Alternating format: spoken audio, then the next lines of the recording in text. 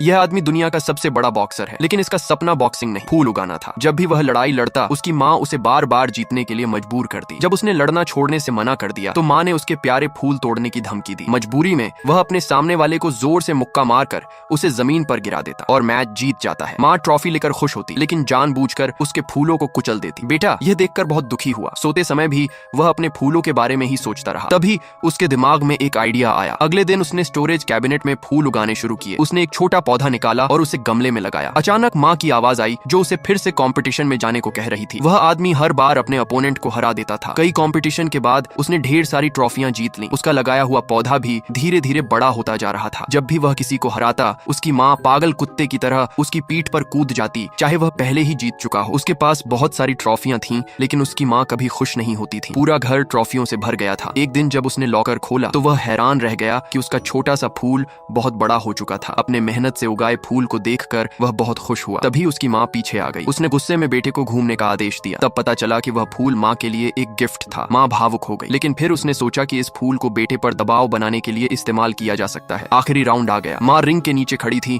और बेटे का दिया हुआ फूल पकड़े थी। फिर उसने बेरहमी से उसका टैग फाड़ दिया। बेटे ने लड़ाई रोक दी और वहां से चला गया। माँ जीत की खुशी में फूल के डंठल को जोर से पकड़ने लगी और धमकाने लगी, लेकिन बेटा बिल्कुल शांत रहा। माँ को नहीं पता था कि जो भी इस फूल को काटेगा, उसके लिए आगे सब कुछ आसान हो जाएगा। अचानक फूल ने माँ का सिर पकड़ लिया और अंत में उसे खा गया। फिर उस आदमी ने अपना मास्क उतारा और दोस्ताना तरीके से अपना सिर दूसरे आदमी की तरफ बढ़ाया। दूसरे आदमी ने बिना सोचे समझे उसे एक ही मुक्के में जमीन पर गिरा दिया। इसका अगला पार्ट देखने के लिए वीडियो पर 1000 लाइक का टारगेट पूरा करें।